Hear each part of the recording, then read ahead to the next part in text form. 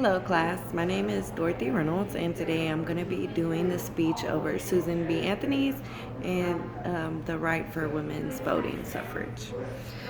Friends and fellow citizens, I stand here before you tonight under indictment for an alleged crime of having voted in the last presidential election.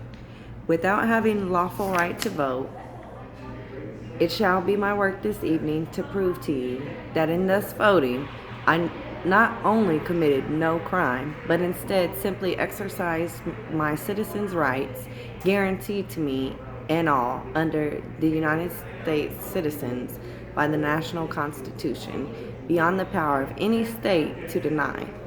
The preamble of the federal Constitution says, "We the people of the United States, in order to form a more perfect union, establish justice, ensure domestic tranquility, provide for common defense, promote the general welfare, and secure the blessings of the liberties in ourselves, our prosperity, do ordain and establish this Constitution for the United States of America."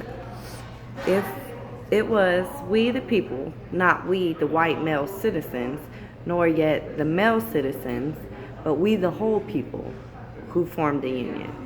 And we formed it not to give these blessings of liberty, but to secure them, not to the half of ourselves and the other half of our posterity, but to the whole people, women as well as men.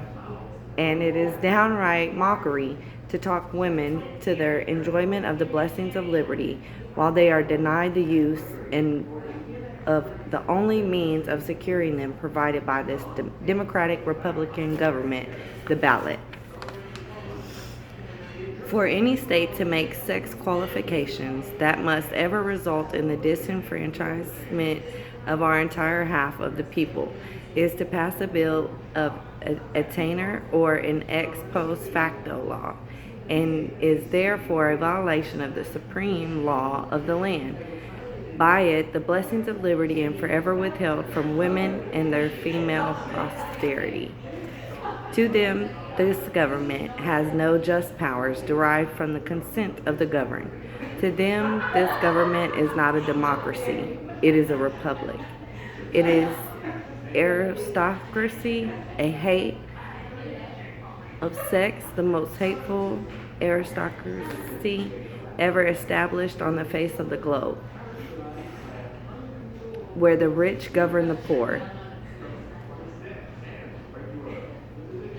of learning where the educated govern the ignorant, or even oligarchy of race, where the Saxon ruled the African, might be endured, which makes fathers, brothers, husbands, sons, the oligarchies over the mother and sisters and the wives and daughters of every household, which ordains all men sovereign, all women subjects, carry dissension, discord, and rebellion into every home of the nation.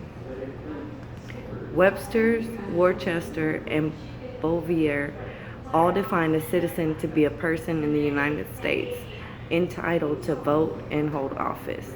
The only question left to be settled now is, are women persons?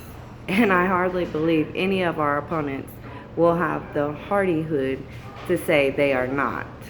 Being persons, then women are citizens, and no state has the right to make any law or to enforce any old law that shall abridge their privileges or immunities.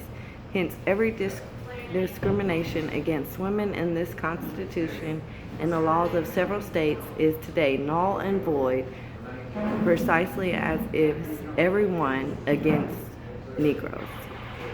Thank you, class.